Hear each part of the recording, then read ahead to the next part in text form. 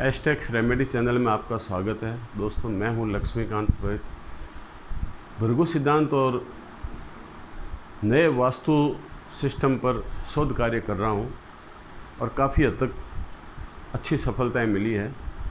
वो सफलताएं हालांकि ज्योतिष और वास्तु के सिद्धांतों को देखा जाए तो वो सुई की नोक के बराबर है, लेकिन वो सुई की नोक भी इतनी है कि हमारे सामान्य जीवन को अच्छे ढंग से जांच सकती है, परिवर्तन ला सकती है।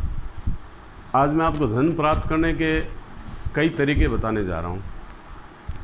2-3 तरीके ऐसे हैं जो सुलभ है और बहुत आसान तरीके से आप उसको अपना सकते हैं, जिसमें सबसे पहला तरीका है वास्तु से जुड़ा हुआ, और उससे भी सरल तरीका एक और है, वो है योग क्रिया। योग क्रिया से भी हमें धन मिलता है। वास्तु से जुड़ा हुआ तरीका जो भी है वो मैंने अपने पुराने कई वीडियो में आपको बताया भी होगा, और अनेक विद्वान अपने अपने तरीके से बताते हैं। सब अपनी जगह कितने सही है कितने गलत हैं, वो जो प्रैक्टिकल है वो भोग रहा है वो इस बात को क्लियर कर पाता है। ये जो मैं तरीका बताने जा रहा हूँ वो अनुभव के आधार पर है, और वो अनुभव एक ऐसा है जिसको आप अपने जीवन में कई जगह पर देख सकते हैं कि इनके घर में क्या ये चीज़ इस ढंग से व्यवस्थित है, अगर है तो उनकी आर्थिक स्थिति कैसी है।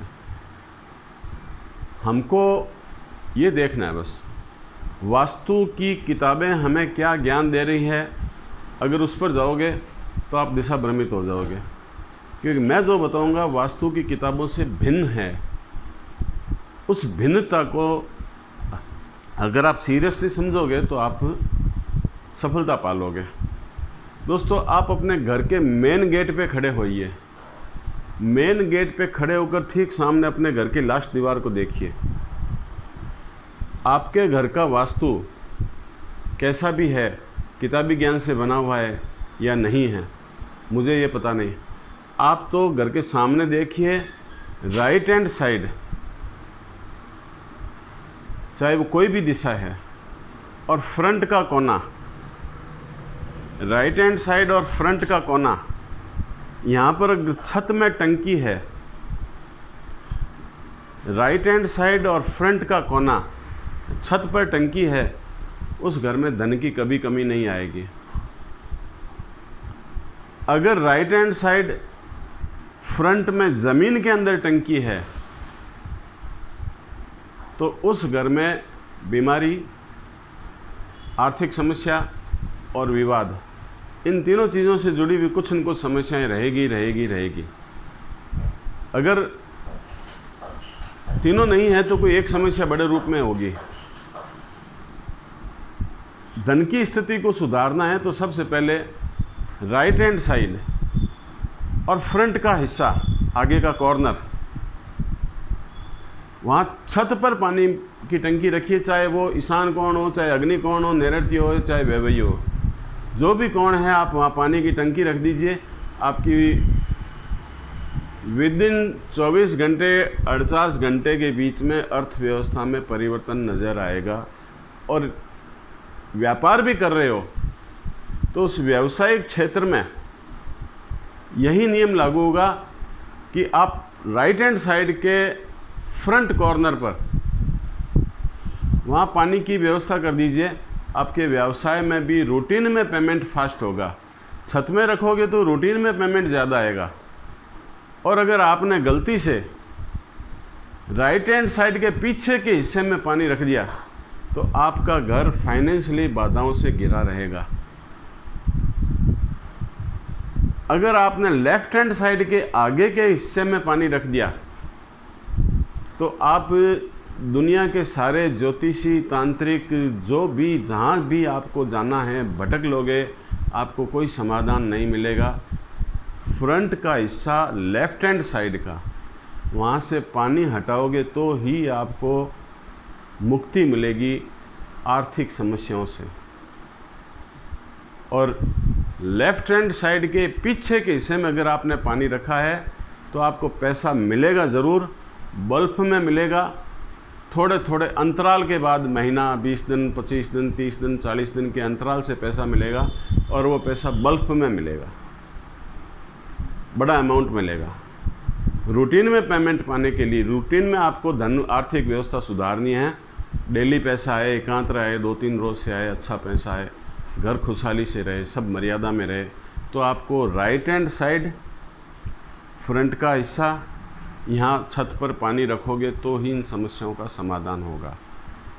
दूसरा तरीका मैं आपको बता रहा हूँ, उसमें आपको कुछ भी नहीं करना, वास्तु तो सुधारना ही सुधारना है। वास्तु सुधरे बगैर आपके जीवन में कोई कल्याण नहीं होगा। दूसरा तरीका है श्वास के माध्यम से।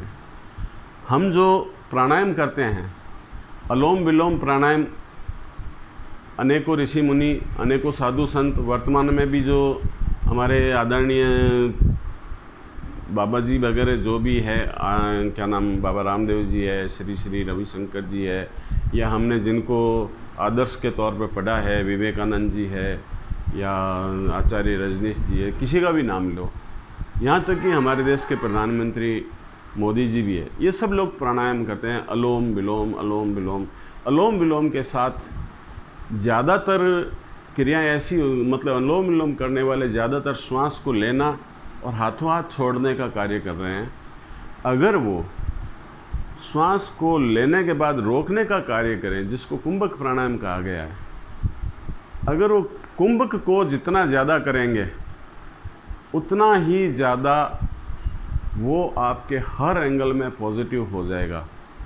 लेने और छोड़ने से हमारे श्वास की जो ये प्रक्रिया है, इससे हमारे बॉडी के अंदर से नकारात्मक तत्व बाहर निकलते हैं।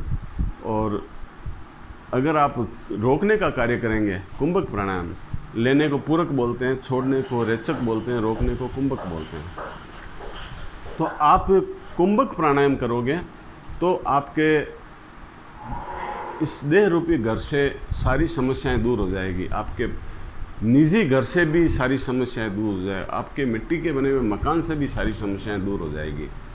आप कुंभक प्राणायाम को करके देखिए। कुंभक प्राणायाम करने का सिंपल तरीका इतना ही है कि श्वास को लिया, रोका,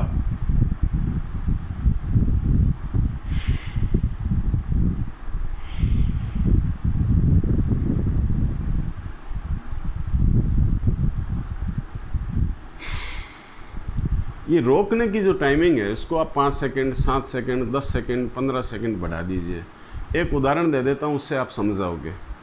उदाहरण यह है कि अगर श्वास हमारे लिए अहम चीज़ है, अहम होने का मतलब हमारे लिए प्रकृति का राष्ट्रपति श्वास ही है, यही ऑक्सीजन है, यही ईश्वर है, यही भगवान है, गॉड है, वाहिगुरु है, अल्लाह है, खुदा है, जो भी कहना कह दीजिए।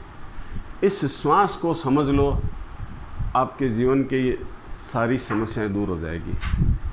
हमें तो ये देखना है कि किन लोगों ने किस ढंग से श्वास रोका। जिनका मैंने अभी नाम लिया, वो लोग अनेकों क्रियाएं करते हैं जिसमें श्वास लेना और छोड़ना, या कुछ क्रियाएं ऐसी भी है जिनमें श्वास को अंदर लेने के बाद रोकना और बहुत धीमी गति से छोड़ना। अगर हमने 5 सेकंड में लिया और अगर 15 सेकंड में छोड़ा है तो वो भी एक रोकने जैसी क्रिया हो गई। जो लोग ये काम कर रहे हैं उनकी स्थिति को समझने की कोशिश करिए। धन दौलत ऐश्वर्य मान सम्मान इज्जत में उन लोगों का क्या मुकाम है, उन लोगों के मुकाम को देख लो। जैसे प्रधानमंत्री जी, मोदी जी, रामदेव जी, रविशंकर जी, विवेकानंद जी, रजनीश जी, अन्य और भी बहुत से ऐसे संत पुरुष बैठे हैं। नाम लूँगा तो बहुत लंबी लिस्ट हो जाएगी। बहुत संत पुरुष बैठे हैं जो ये क्रियाएं करते हैं और उनका मुकाम आप देखो कितना लंबा चौड़ा है, वो क्या स्थिति में पहुंच गए हैं। उनका बचपन भी देख लेना आप। उनका बचपन धरातल से बहुत नीचे था, धरातल से बहुत नीचे, यानी ये कह सकते हैं शून्य की कैटेगरी में बचपन बीता है। आज वो बहुत ऊंचे मुकाम पे हैं। प्रकृति का राष्ट्रपति ऑक्सीजन। आप कल्पना कीजिए कि देश का राष्ट्रपति आपके घर में रुक कर के जाएगा तो आपके घर के अंदर साफ सफाई, आस पड़ोस में गुंडे मवाली सब दूर हो जाएंगे। इतनी सफाई हो जाएगी कि आप सोच ही नहीं सकते। इतनी सफाई मिलेगी, यहाँ तक कि इतनी खुशियाँ, एक प्रधानमंत्री ऊपर में प्रधानमंत्री, नीचे में चपरासी, इन सब की निगाहें आप के घर पे रहेगी। क्यों? कि राष्ट्रपति आपके घर में रुक कर जा रहा है। एक राष्ट्रपति के आने से इतने सुख मिल रहे हैं, इतनी खुशियाँ मिल रही है, तो अपने देह रूपी घर के अंदर जो राष्ट्रपति आ रहा है, जा रहा है, उसको कभी रोकने की कोशिश करो। अगर उस राष्ट्रपति को रोकोगे तो आपके सबसे पहले दुश्मन भागेंगे। वो दुश्मन है रोग, अहंकार, ईर्ष्या। आपको इनसे मुक्ति मिल जाएगी, आपकी हेल्थ अच्छी हो जाएगी, आपका अहंकार दूर हो जाएगा, ईर्ष्या दूर हो जाएगी, यहाँ तक कि आपको सारी खुशियाँ मिलेगी। और उन खुशियों में धन अहम है। लोग कहते हैं सबसे बड़ा धन नहीं है, मैं ये कहता हूँ सबसे बड़ा ईश्वर है, और ईश्वर की अर्धांगिनी लक्ष्मी है, और धन को हम लक्ष्मी के रूप में मानते हैं, तो सबसे बड़ा धन ही है। और जब धन होगा तो मान सम्मान, इज्जत, ऐश्वर्य सब मिलेंगे। आज प्रधानमंत्री जी के पास जेब में धन इतना नहीं होगा, लेकिन उस धन पे सारा ये है। रामदेव जी के पास जेब में धन इतना नहीं होगा, लेकिन ये कंट्रोल है। उनके इशारे से करोड़ों नहीं, अरबों खरबों रुपए निछावर हो जाते हैं।